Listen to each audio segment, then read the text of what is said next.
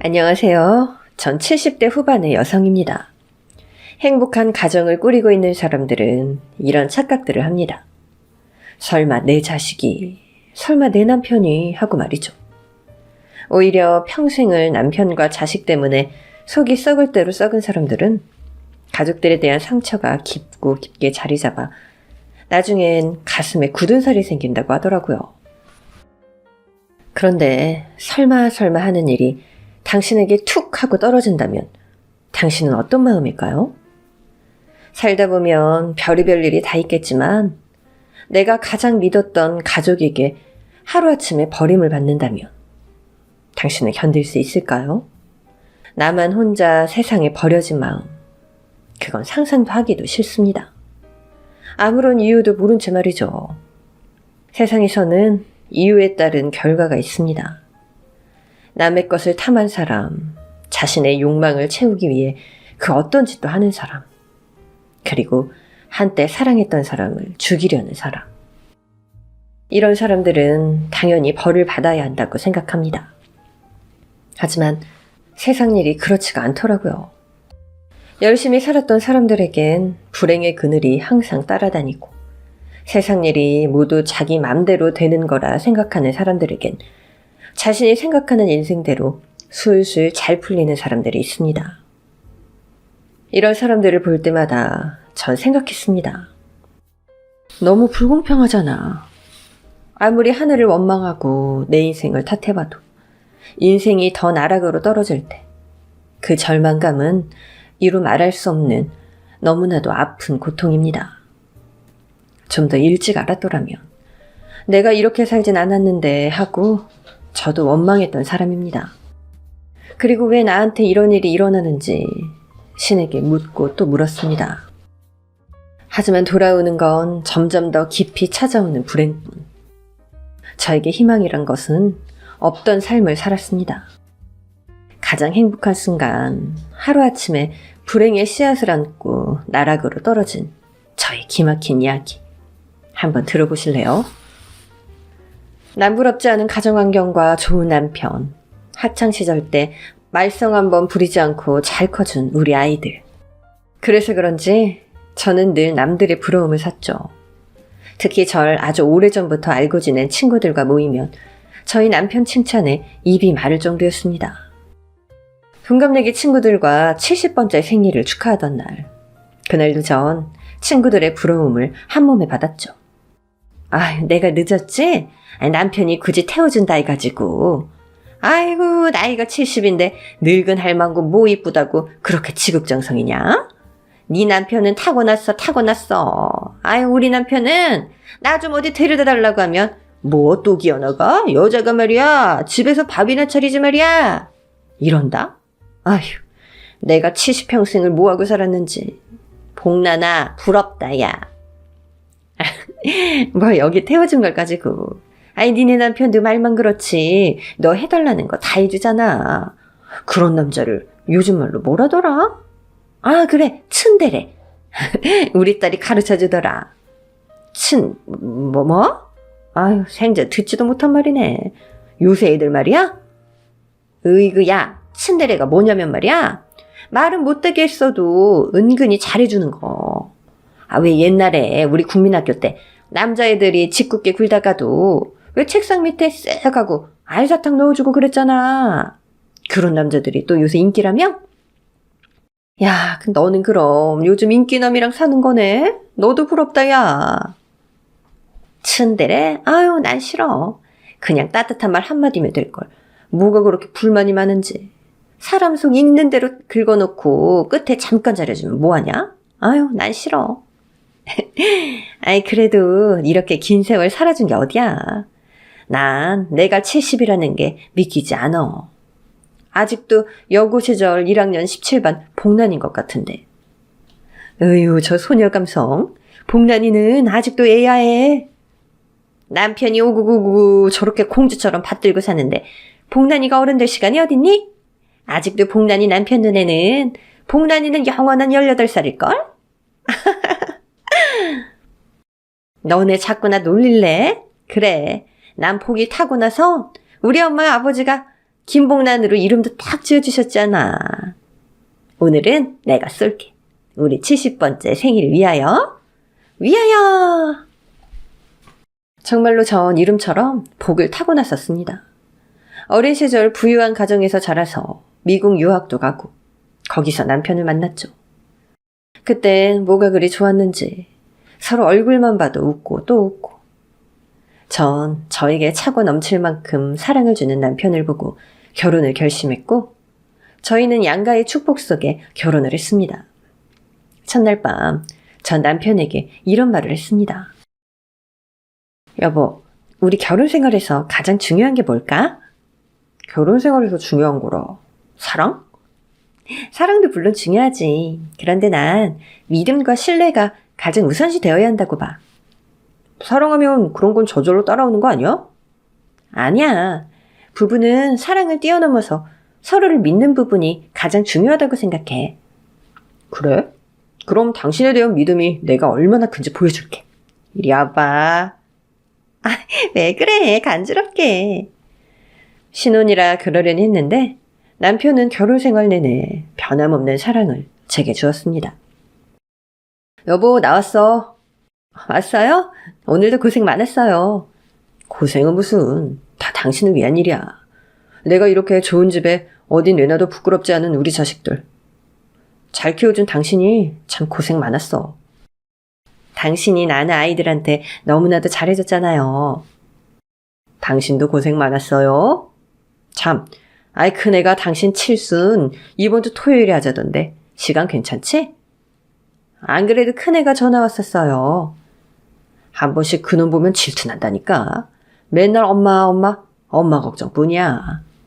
에휴, 질투는 무슨. 아이 아들이 엄마 찾는 게 당연한 거 아니에요? 그놈 나이가 지금 내일 모레면 50이야. 이제 내가 당신을 독차지할 때도 됐지 않아? 아유, 별소리를 다 하셔. 자식놈 말썽 부리면 그것만큼 속상한 게 없지. 내 친구놈 정사장 아들 말이야. 이것저것 한다고 집에 있는 돈 다 가져다가 사업으로 말아먹고. 이제는 보험을 팔러 다닌다네. 그놈 그거 그네랑 같은 대학 나왔잖아. 아휴, 좋은 대학 나와도 가정교육이 잘 돼야 되는데. 에휴. 어째요, 정 사장님? 그래서 오늘 아들 보험 좀 팔아달라고 날 찾아왔더라고. 참 뿌리칠 수도 없고 말이야. 아유, 보험 그거 얼마 한다고요. 손해보는 것도 아니고. 들어줍시다, 우리가. 그럴까? 안 그래도 종신보험인지 뭔지 뭐 잘 모르겠는데 이걸 주더라고. 이게 실적이 좋다네. 당신도 들래? 당연히 들어야죠. 그럼 여기 사인만 하면 돼. 내용은 내가 다 읽어봤어. 네, 그럴게요. 사실 전 결혼 생활 내내 공주 같은 삶을 살았습니다. 그 흔한 음식물 쓰레기를 버리는 것도 정말 인생 통틀어 몇 번 없었습니다. 남편이 그런 거 하라고 데려온 거 아니라며 가정부를 불러줬고 전 오로지 아이들 교육 문제만 신경 썼죠. 사실 아이들 교육도 전문 가정교사가 있어서 별로 신경 쓴 것도 없었고 아이들은 전부 인서울 대학에 들어가서 변호사, 의사, 작가 등 누가 들어도 잘 키웠다는 말을 들을 정도로 아이들 또한 절 힘들게 하지 않았습니다. 한 번씩 남편이 출근하고 아이들이 학교에 갈 때 거실에 앉아 이런 생각을 했습니다. 내가 이렇게 행복해도 되나 하고 말이죠. 이런 보험 같은 것도 남편이 다 알아서 알아봐주고 저한테 필요한 것들을 척척 갖다 받쳐준다는 느낌이랄까. 나이가 들어서도 남편은 신혼 때와 마찬가지로 늙은 공주로 대접해 주었죠. 그래서 전 남편이 팥으로 매주를 쓴다고 해도 다 믿었습니다.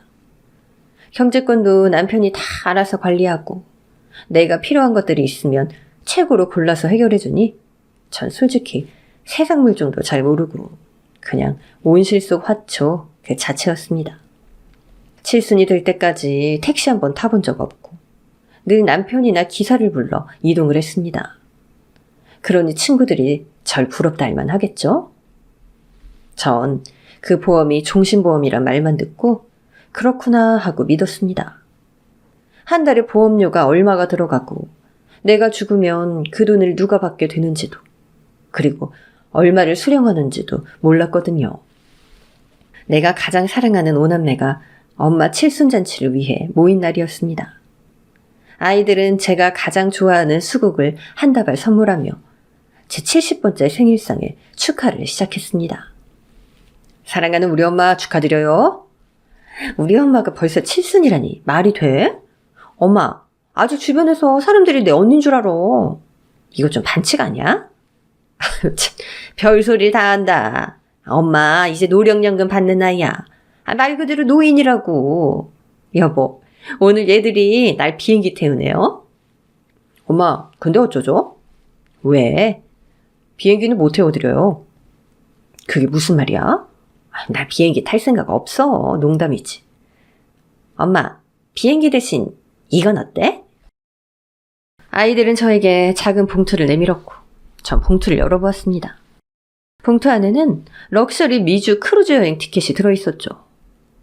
제가 영화 타이타닉을 정말 좋아하는데 나도 저렇게 낭만적인 성향을 바다에서 보고 싶다는 말을 아이들은 잊지 않았던 모양입니다. 우와, 크루즈 여행? 아유, 역시 날 닮아서 애들이 센스가 장난이 아니야. 아유, 언제 이런 걸 준비했냐? 레오나르도 디카프리오는 없지만 엄마, 타이타닉에서 본 석양 실컷 감상하고 오세요. 알았죠? 근데 왜 티켓이 한 장이냐? 그게 아버지랑 스케줄을 맞춰보니까 안 맞더라고요. 그리고 저희들도 요즘 다들 일이 바빠서. 그럼 나 혼자 다녀오라는 거야? 야, 엄마랑 난 실과 바늘인 거 알잖아. 어떻게 해서든 내가 시간 한번 빼볼게. 아버지도 크루즈 여행 한번 해봐야지. 아버지, 물론 두 분이서 가시는 게 저희도 좋지만, 이번엔 엄마 혼자만의 시간을 가지는 것도 좋겠다는 게 저희들의 의견이에요. 엄마도 이제 아버지 없이 혼자 여행도 한번 해봐야죠. 맞아. 엄마 평생 동안 아빠랑 다녔잖아. 여자도 한 번씩 자기만의 시간이 필요하다니까? 그래도 혼자 여행 가는 건 처음인데 잘할 수 있을까? 엄마, 이거 한국 관광객들도 꽤 있어서 말벗 되는 사람도 있고 엄마 먹고 싶은 거 하고 싶은 거 다 하고 오세요. 그리고 엄마 뭐가 걱정이야? 엄마 미국 유학파잖아. 아유, 그게 언제적이라고. 그냥 단순 대화만 하는데 뭘. 여튼 나만 패놓고 말이야. 내가 니네 엄마 없이 보름을 어떻게 혼자 있냐?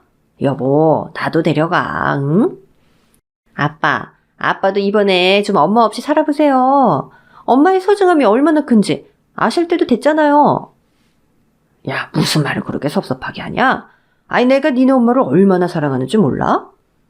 아버지, 여자들끼리 통하는 뭔가가 있잖아요.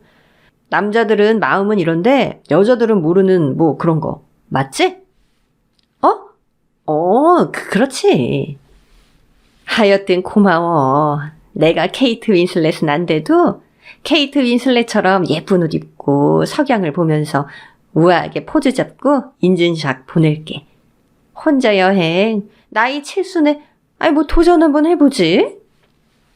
아이들은 항상 뭘 챙겨도 아빠 엄마 한 세트로 챙겼는데 이번에는 7순이라고 이렇게 엄마한테 깜짝 선물을 주는가 보구나. 그땐 그렇게 생각했습니다. 식사를 다 하고 각자 집으로 가려는데 첫째랑 둘째가 식당 입구에서 투닥투닥하는 모습이 보였습니다. 전 애들이 싸우나 뭐 때문에 그런지 좀 이상했죠. 왜들 그래? 무슨 일 있어? 아니에요, 엄마. 오빠 바라기가 왜 오늘은 오빠한테 인상을 쓰고 오늘 왜 그래? 아니야, 그냥 오빠한테 투정 좀 부렸어. 무슨 투정? 그게 나도 크루즈 여행 보내달라고. 맞아요, 엄마. 저보다 돈도 더 잘 벌면서 맨날 오빠한테. 아유, 참. 네가 오빠 크루즈 여행이나 좀 보내줘라. 아유, 다음에 우리 온 가족 같이 가자. 뭘 그런 걸로 오빠한테 투정을 부려. 그냥 오랜만에. 자, 가자. 엄마, 조심히 가시고 여행 가는 날은 제가 모셔다 드릴게요. 자, 우리는 가자. 그래, 고마워. 조심히들 들어가고. 그날따라 왜 그런지 아이들이 좀 멀게 느껴졌습니다. 화려한 생일 파티에 선물까지 받았는데 뭔가 마음 한켠이 공허하고 불안한 느낌이 들었습니다. 그땐 혼자 여행을 간다는 것에 대한 부담감 때문이라 생각했죠. 당신은 좋겠어. 혼자 크루즈 여행이라. 야, 멋지다. 아니, 난 벌써부터 겁나요. 당신 없이 어떻게 여행을 갈지. 한 번씩 그렇게 다녀오는 것도 좋지 뭐. 당신은 잘할 수 있을 거야. 당신 식사는 어쩌죠? 아니, 내가 당신 없으면 밥 굶을까 봐? 당신 없으면 나도 당연히 싫지. 아니, 그런데 우리 마눌님 생신인데 내가 보름 정도 호라비 노릇 좀 하지 뭐. 당신도 참. 남편은 제가 크루즈 여행을 간다고 하니 새로 산 캐리어에 여행에 필요한 모든 물품을 순수 다 챙겨주었습니다. 칠순이 넘은 남자가 자기 마누라 속옷까지 챙겼다면 말 다 한 거죠. 전체 여행을 위해 이렇게 준비해준 남편이 너무 고맙고 내가 참 남편 복이 있구나 하고 새삼 다시 느꼈습니다. 내가 당신 안 만났으면 이렇게 곱게 늙지도 못했을 거예요. 다 당신 덕분이에요. 아니, 내가 할 말을 당신이 안 해. 내가 당신 만나서 호강했지. 지금도 행복이 넘쳐. 여보, 그동안 나랑 살아줘서 고마워. 나도요. 정말 고마워요. 그렇게 우리 부부는 여행 전날 긴 결혼 생활에 대한 서로의 고마움을 표시했고 저는 여행에 대한 설레임과 행복함으로 잠을 청했습니다. 드디어 기다리고 기다렸던 여행 날 아침이었습니다. 첫째는 저를 픽업하러 우리 집으로 왔고 여행 가는 엄마를 위해 이것저것 챙기기도 많이 챙겼더라고요. 근데 아들, 이건 뭐야? 아니, 돈을 왜 이렇게 많이 넣었어? 아니, 엄마 혼자 여행 가시니까 혹시 모르잖아요. 아빠가 준 돈으로도 충분한데? 아니, 이 큰 돈을 내가 여행 가면서 어떻게 가지고 가니? 엄마, 사람 일은 정말 몰라요. 정말 만약에 가족과 연락이 안 되거나 그러면 엄마 혼자 해결해야 되잖아요. 내가 자식이 5이고 남편도 있는데 연락이 안 되긴 왜 안 돼? 엄마, 만약에 말이에요, 만약에.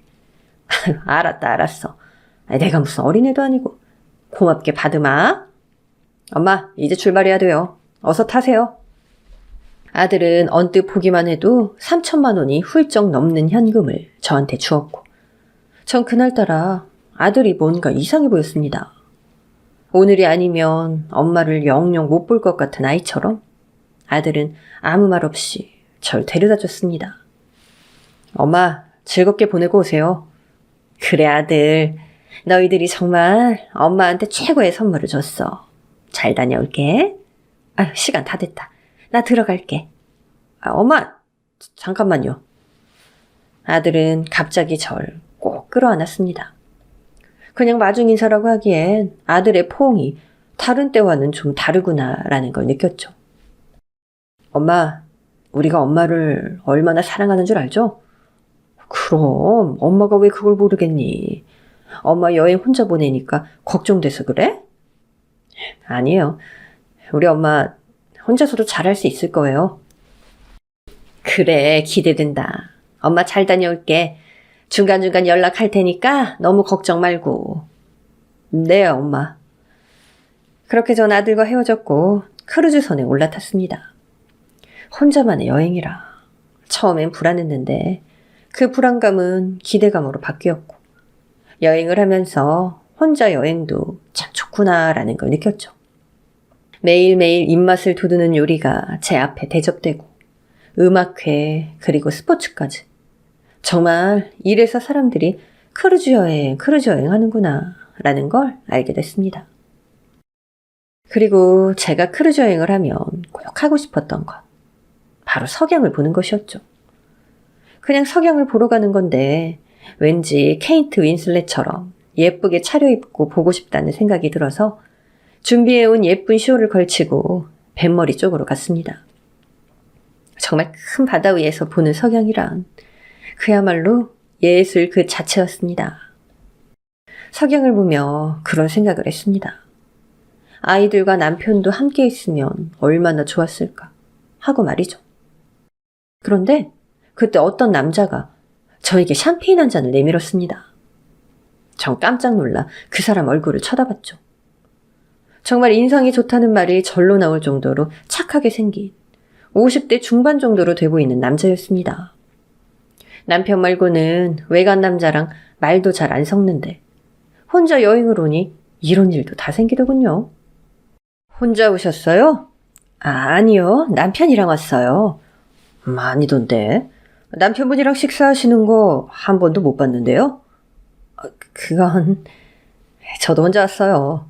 와이프가 갑자기 나 고생했다고 크루즈 티켓을 끊어주더라고요. 진짜 번갯불에 콩 구워 먹듯 하루 만에 여행짐 싸고 배에 올라탔어요. 와이프 말로는 가족을 위해 헌신한 남편에게 꼭 해주고 싶은 선물이라나 뭐라나. 그렇게 절 감동시키더라고요. 근데 저랑 나이가 비슷하시죠?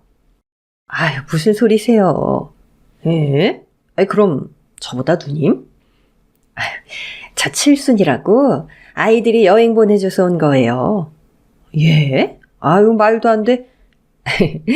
자랑이라면 자랑일 수도 있지만 남편 복이 있어서 힘든 것 없이 이제껏 살아왔네요. 그래서 사람들이 좀 동안으로 보긴 해요. 남편분 어떤 분인지 진짜 궁금하네요. 전 세상에서 제가 와이프한테 제일 잘하는 최고의 남편이라고 생각했는데. 엄청 잘해주실 것 같은데요? 그리고 아내분도 잘하실 것 같고. 예, 전 아직도 와이프가 예뻐 죽겠어요. 곧 환갑인데 아직도 섹시하다니까요. 우리 둘 다 남편 자랑 아내 자랑 팔불출이 따로 없네요.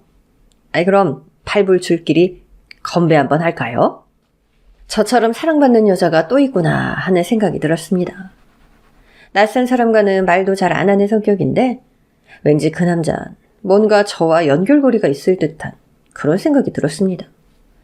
당시에는 둘 다 혼자 여행을 왔고 또 각자의 배우자를 너무 사랑하는 공통점이 있기에 그런가 보다 생각했죠. 그렇게 보름간의 크루즈 여행을 마치고 한국에 도착을 했습니다. 여행도 좋았지만 남편과 아이들을 만난다는 생각에 여행에 대한 아쉬움은 금세 사라졌습니다. 덕분에 말벗도 생기고 너무 즐거운 여행이었습니다. 저도요. 대구로 가시죠? 제가 모셔다 드릴까요? 아니에요. 남편이나 아이들이 데리러 오기로 했어요. 맞다. 당연히 그러시겠죠. 그럼 조심히 들어가세요. 예, 조심히 들어가세요. 그렇게 그 남자와 헤어지고 전 배에서 내리자마자 남편에게 전화를 걸었습니다. 하지만 남편은 전화를 받지 않았죠. 많이 바쁜가? 전 큰애에게 전화를 했습니다. 큰아이도 둘째도 셋째도 넷째도 막내까지 아무도 연락이 안 되었습니다. 전 집에 무슨 일이 생긴 건 아닌지 덜컥 겁이 났습니다. 그래서 얼른 택시를 타고 집으로 갔죠. 택시를 타고 가는 내내 멀미도 나고 가슴도 두근거리고 이게 무슨 일인가 싶기도 하고 아니 다들 바빠서 그렇겠지라며 전 제 자신을 안심시켰습니다. 드디어 집에 도착했고 비밀번호를 눌렀습니다. 그런데 틀린 번호라고 떴습니다. 여행 갔다 온 동안 제가 비밀번호를 착각했나 하고 또 눌렀습니다. 문은 열리지 않았고 전 불안한 마음에 누르고 또 눌렀습니다. 그런데 그때 현관문이 벌컥 열렸습니다. 아니 누군데 남의 집 길 함부로 눌러요? 당신 미쳤어요? 여기 우리 집인데? 누구세요? 뭔 소리야? 내가 여기 이사 온 지 열흘이나 됐는데. 뭐라고요? 난 이 집을 판 적이 없는데. 우리 남편 어딨어요? 당장 전화해봐야겠다. 하지만 남편은 전화를 받기는커녕 수신 차단이 된 건지 통화할 수 없다는 연결음만 자꾸 들렸습니다. 보니까 나이가 좀 있으신데 혹시 집을 착각한 거 아니에요? 아니면 혹시 치매... 아니에요. 뭔가 잘못됐어요. 뭔가 잘못됐다고요. 전 온몸에 힘이 풀려 주저앉고 말았습니다. 보름 전만 해도 우리 집이었는데 갑자기 딴 사람의 집주인이라뇨. 더 어이가 없는 건 가족 모두가 연락이 안 된다는 겁니다. 전 어쩔 줄 몰라 우리 집, 아니 이젠 남의 집이 된 차디찬 복도에서 밤을 샜습니다. 춥고 배도 고프고 내 자신이 너무나 처량했습니다. 살면서 단 한 번도 이런 취급을 받아본 적이 없는데 나이 70에 내가 왜 이렇게 됐나. 너무 무섭더라고요. 문자에 전화에 아무리 연락을 해도 전화를 받지 않는 가족들. 전 결국 동생에게 전화를 걸었습니다. 언니 이제 도착한 거야? 여행은 잘 다녀왔고? 근데... 언니 왜 그래? 왜 울어? 정란아, 언니 좀 데리러 와라. 언니 지금 어딘데? 집 아니야? 집이긴 한데 우리 집이 아니야. 그게 무슨 소리야? 형부는? 애들은? 다 연락이 안 돼. 정란아, 나 좀 데리러 와줘. 동이 트지도 않은 새벽, 동생은 절 데리러 왔습니다. 여독도 여독이지만 하루아침에 내 집이 사라지고 가족들은 연락이 안 되고 이게 대체 무슨 일인가 싶었습니다. 동생 집에 도착하자마자 전 기절하고 말았고 눈을 떠보니 병원이었습니다. 언니 괜찮아? 여기 우리 아들 병원이야? 급해서 오긴 했는데 내가 진짜 어이가 없어서 큰애 좀 불러줘. 전화기가 고장이 났는지 전화가 안 돼. 언니 아들 이제 없어. 그게 무슨 소리야? 아니 아들 병원에 왔더니 엄마 아픈 것도 모른 채 하고 내가 알던 우리 조카 맞아? 전화도 안 받고 간호사한테 연락을 해도 부재 중이라는 말밖에 안 해. 하루 종일 찾았는데 얼굴도 안 보여준다니까? 이게 무슨 일이야 언니? 뭔가 잘못됐어. 내가 가봐야겠어. 자, 링거를 빼고 신발도 제대로 신지 않은 채로 아들의 진료실로 향했습니다. 간호사들이 들어가면 안 된다고 절 막아섰지만 전 내 아들 얼굴을 봐야겠다고 악을 쓰고 소리를 질렀습니다. 그러자 큰애가 진료실 문을 열고 나왔습니다. 너 왜 이렇게 연락이 안 돼? 너 엄마가 병원에 있는데 코빼기도 안 보이고 이모 전화도 안 받고 너 집도 팔았다며? 이게 무슨 일이야 도대체? 엄마, 여기서 이러지 말고 저기 가서 이야기해요. 아들은 절 휴게실로 데려갔고 아무 말 없이 고개만 숙이고 있었습니다. 전 정말 속이 터져 죽겠는데 대답도 없고 아들이 왜 이러는지 영문을 몰랐습니다. 준아, 도대체 무슨 일이냐고. 엄마한테 왜 이래, 응? 엄마, 그래. 엄마 속 터져 죽겠다. 무슨 일인지 말을 해야 알지. 엄마, 우리가 엄마를 버린 거예요. 뭐라고? 왜 요즘 해외 고래장이라고 하잖아요. 부모가 싫어서 해외에 버리고 오는 거. 저희가 그걸 엄마한테 한 거라고요. 니들이 엄마를 버렸다고? 왜? 엄마가 무슨 잘못을 했길래? 너 지금 엄마한테 장난치는 거지? 그렇지? 세상 물정도 모르고 맨날 아버지한테만 기대고 만약에 아버지 돌아가시면 엄마를 어떻게 돌봐야 할지 솔직히 막막했어요. 그래서 결정한 거예요. 엄마를 버리자고. 뭐야? 제가 돈 드렸잖아요. 그걸로 사세요. 돈 더 필요하면 문자 보내시고요. 자꾸 전화하지 말고. 니들 이러는 거 아빠도 알아? 아버지는 잘 몰라요. 아버지한테 연락하지 마세요. 아버지 지금 아파서 요양원에 계세요. 아버지한테 괜히 연락해서 충격 주지 말고 그냥 혼자 조용히 사세요, 제발. 아빠가 왜? 어디가 안 좋은데? 그렇게 건강하던 사람이 갑자기 왜? 원래 건강이 안 좋았는데 엄마한테 내색 안 한 거예요. 아버지 좀 가만히 내버려 두세요. 이제껏 아버지 때문에 호강하셨잖아요. 아들, 준아, 너 진짜 왜 이래? 엄마한테 이러면 안 되는 거잖아. 저 환자들 기다려요. 앞으로 연락하지 마세요. 정말 엄마 안 볼 거니까. 아들의 바지를 붙잡고 울며불며 빌었지만 아들은 차디찬 얼굴로 저를 내치고는 가버렸습니다. 전 아들이 떠나자마자 숨이 멎을 듯한 고통이 찾아왔습니다. 가슴을 때리고 또 때려도 가슴 속의 멍울은 없어지지 않았습니다. 전 동생의 도움을 받아 다시 동생 집으로 갔고 한동안 충격에서 벗어나질 못해 하루 종일 눈물만 흘렸습니다. 언니, 뭘 좀 먹어야지. 꼴이 이게 뭐야. 언니, 제발 한술만 떠, 응? 치워. 아무리 돈 많고 잘난 집안이라지만 지들한테 언니가 어떻게 했는데? 변호사에 의사에 뒷바라지하는 거 생각도 안 하고 뭐 고려자? 아휴, 미친. 호로자식도 이런 호로자식이 없어. 언니가 그렇게 입이 마르게 자랑하던 애들, 그것들 자기들 이제 언니 도움 없이도 잘 사니까 엄마 버린 거야. 머리가 좋으면 뭐해? 싸가지 밥 말아먹은 것들, 칼 안 마셔도 시원치 않을 것들, 그런 것들을 낳고 미역국을 먹었어. 짐승도 그렇게는 안 해. 짐승도 지 애미애비를 안다고. 그만해. 참, 타이밍도 웃기지. 아니, 그렇게 멀쩡하던 형부가 왜 요양원에 가? 그것도 거짓말이야. 형부도 언니 버린 거라고. 그런 소리 하지 마. 내가 온갖 요양원에 전화해서 형부 찾아봤어. 그럴 사람 없대. 그것들이 형부도 숨긴 건지 모르지. 솔직히 돈줄은 형부가 주고 있잖아. 애들은 몰라도 아픈 사람한테 그런 소리 하지 마. 니네 형부 그런 사람 아니야. 내 말이 맞는지 언니 말이 맞는지 나중에 한번 보자고. 그리고 내가 한마디만 할게. 그 잘난 큰아들 말대로 언니는 세상 물정을 몰라도 너무 몰랐어.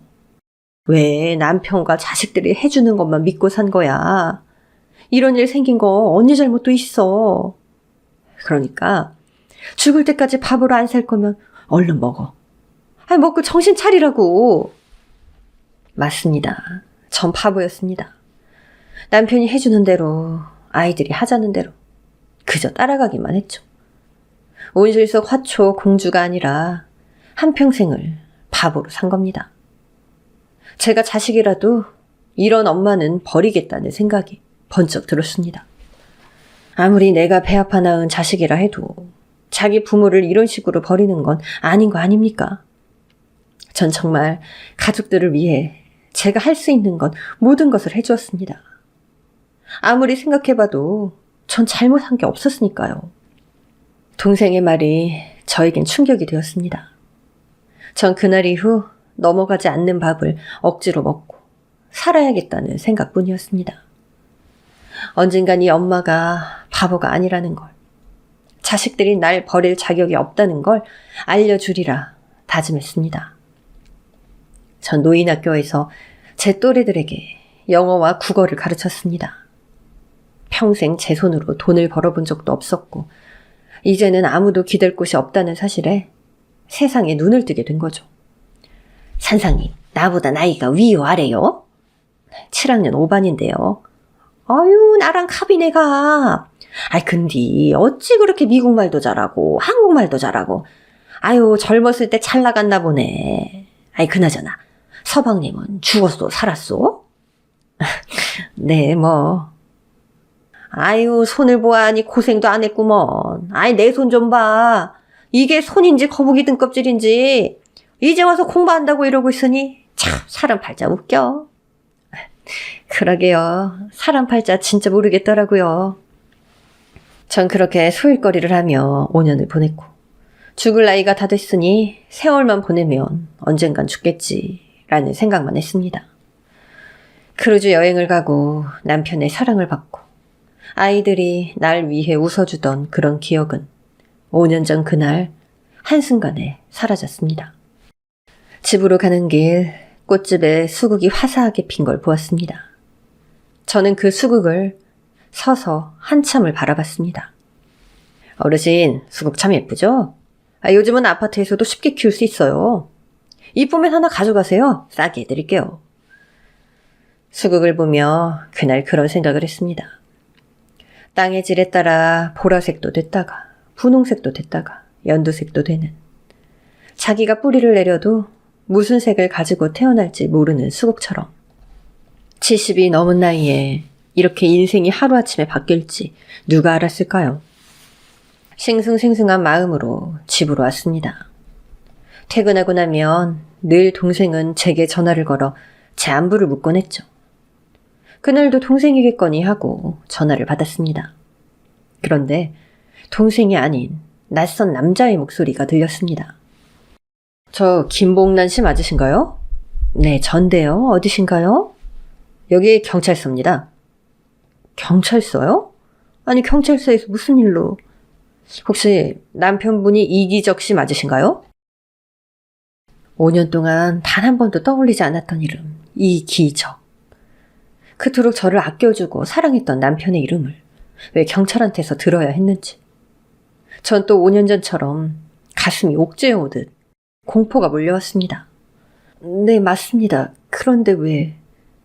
이기적 씨가 오전에 교통사고로 사망하셨습니다. 네? 고속도로였는데 사망 원인이 좀... 아니, 제 남편은 요양원에 있어요. 잘못 전화하신 것 같네요. 아닙니다. 이기적 씨 인적사항 확인했고 김봉란 씨가 법적 부인으로 돼 있는 거 확인했습니다. 힘드시겠지만 병원으로 오셔서 시신을 좀 확인하셔야 될 것 같습니다. 전 5년 전 그렇게 사랑하던 아이들에게 철저히 버려졌고 남편에게 연락도 하지 못한 채 5년을 보냈습니다. 아이들 말대로 요양원에서 지낸다는 말만 믿고 그렇게 세월을 보냈는데 갑자기 교통사고라뇨. 전 놀란 마음을 부여잡고 병원으로 갔습니다.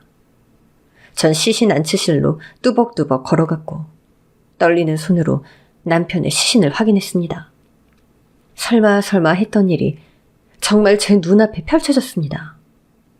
요양원에 있다던 남편은 교통사고로 사망한 채로 시신으로 누워 있었습니다. 확인하실 분이 또 있습니다. 네? 누구? 경찰은 남편 옆에 하얀 천으로 덮여있는 한 시신으로 절 데려갔습니다. 전 영문도 모른 채 그 시신 앞에 섰습니다. 설마 우리 아이들이 아닐까? 전 너무 겁이 났습니다.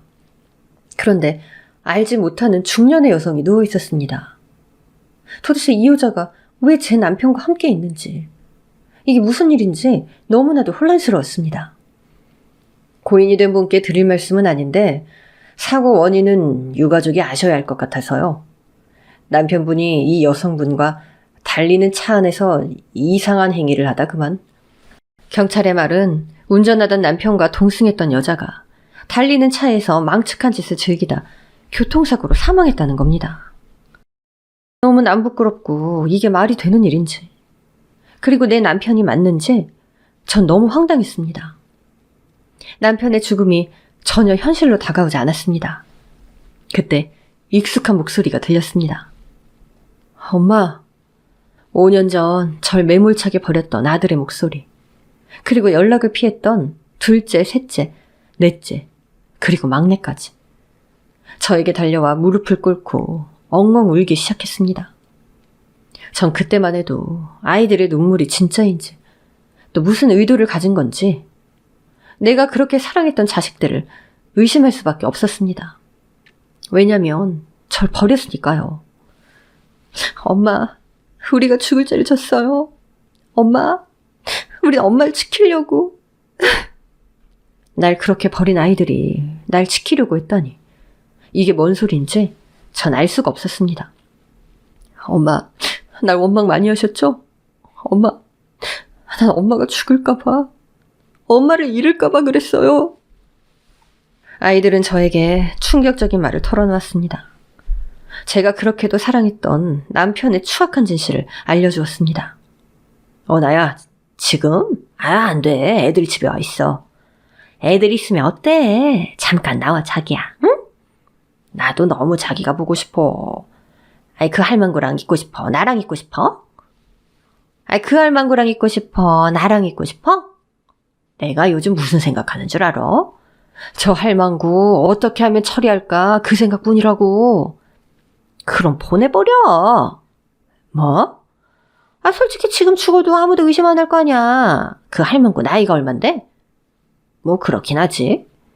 나한테 생각이 좀 있긴 한데.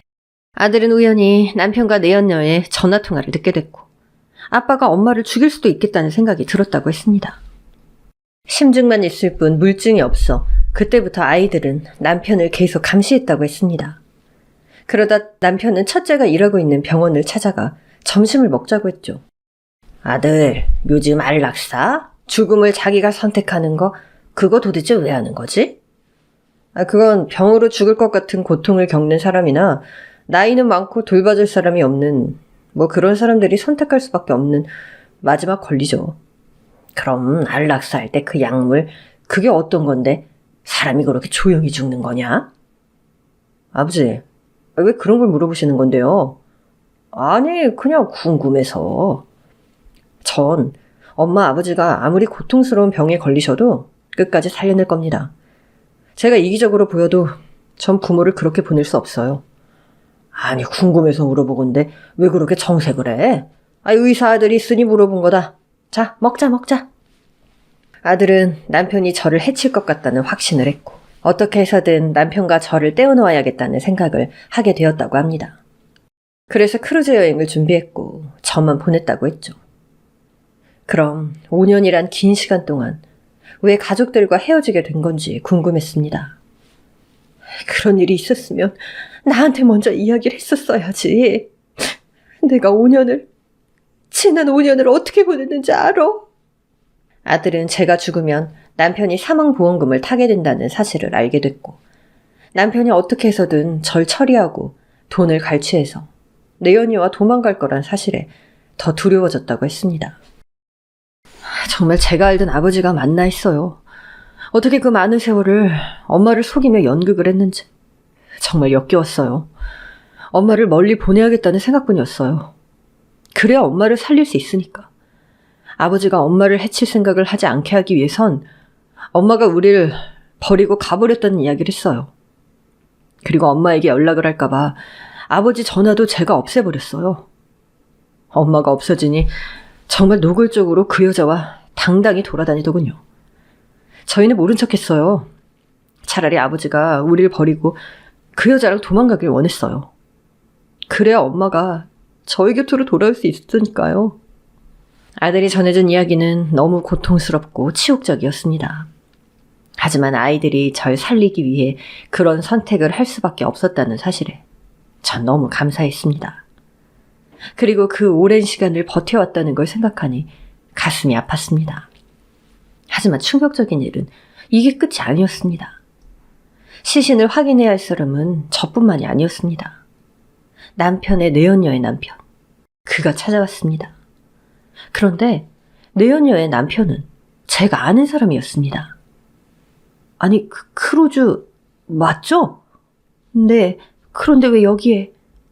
와이프가 교통사고로 죽었어요. 네? 달리던 차에서 남편과 망측한 행위를 벌이다 남편과 함께 죽은 여자. 남편의 내연녀의 남편이 바로 크루즈 여행에서 만난 그 남자였습니다.